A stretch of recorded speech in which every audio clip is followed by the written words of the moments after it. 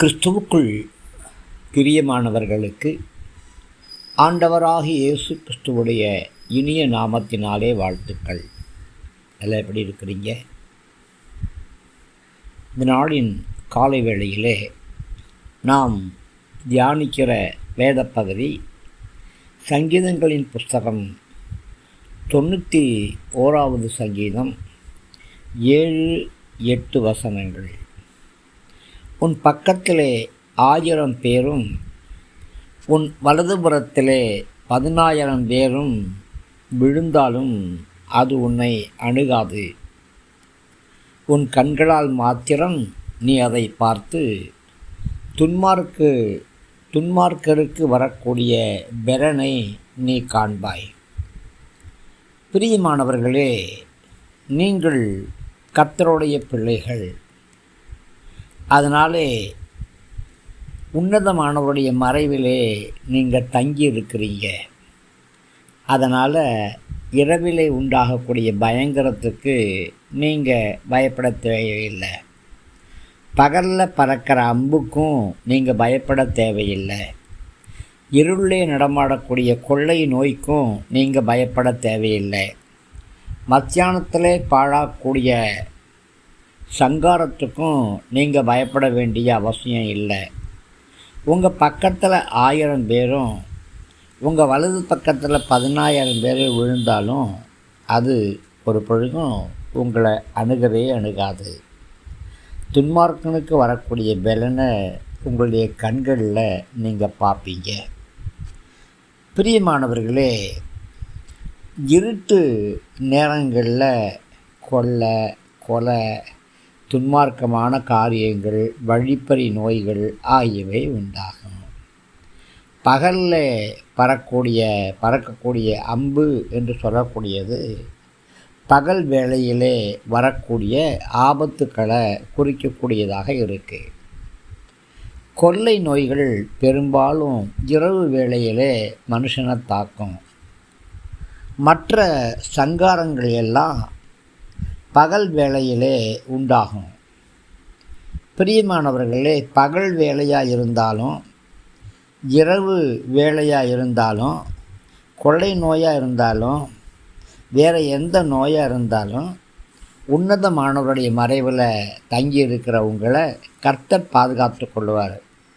உங்கள் பக்கத்தில் 1000 பேரும் உங்கள் வலது பக்கத்தில் 10,000 பேர் விழுந்தாலும் அது கண்டிப்பாக உங்களை ஒன்றும் செய்யாது. உங்கள் கண்களால் அதை பார்த்து துன்மார்க்கனுக்கு வரக்கூடிய பெலனை நீங்கள் காண்பீங்க. ஆமாம், கொள்ளை நோயும் பயங்கரங்களும் பாழாக்கும் சங்காரங்களும் வரும்பொழுது அது எல்லோருக்கும் வர மாதிரி கர்த்தருடைய பிள்ளைகளாகிய நமக்கும் வரும். ஆனால் கர்த்தரை நம்பியிருக்கிற பிள்ளைகளுக்கு தேவனுடைய தெய்வீக பாதுகாப்பும் பராமரிப்பும் நிச்சயம் உண்டு. இந்த உலகத்தில் கொள்ளை நோய் வரும்போது நம்முடைய பக்கத்தில் 1000 பேரும் நம்முடைய வலது பக்கத்தில் 10,000 பேரும் கூட செத்து விழுகலாம். ஆனால் அந்த கொள்ளை நோய் கண்டிப்பாக உங்களை அணுகாது. கொள்ளை நோயினாலும் பட்டயத்தினாலும் ஆயிரக்கணக்கானோர் சங்காரமானாலும் கூட உங்களுக்கு ஒரு சேதம் உண்டாகாது. மரண பயமும் கண்டிப்பாக உங்களுக்கு இருக்காது. கொள்ளை நோயினாலும் பட்டயத்தினாலும் ஜனங்க கீழே விழுறத நம்முடைய கண்கள் பார்க்கும். அவங்க மரிக்கும் பொழுது நாமும் கூட மரிப்பதற்கு ஆயத்தமாவோம். ஆனால் நமக்குள்ள மரண பயமோ பதட்டமோ இருக்காது. காரணம், மரணம் நம்ம ஆளுகை செய்வது கிடையாது. நாம் மரணத்துக்கு அடிமைகள் அல்ல.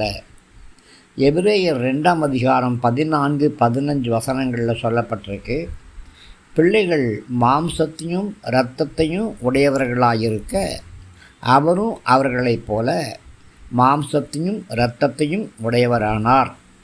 மரணத்துக்கு அதிகாரியாகிய பிசாசானவனை தன்னுடைய மரணத்தினாலே அழிக்கும்படிக்கும் ஜீவ காலமெல்லாம் மரண பயத்தினாலே அடிமைத்தனத்துக்கு உள்ளானவர்கள் யாவரையும் விடுதலை பண்ணும்படிக்கும் அப்படியானார் என்று சொல்லப்பட்டிருக்கு. பிரியமானவர்களே, இஸ்ரவேல் ஜனங்க எகிப்து தேசத்திலே அடிமைகளாய் இருந்த பொழுது தேவன் தம்முடைய பலத்த புயத்தினாலே அவர்களை விடுதலை பண்ணினார்.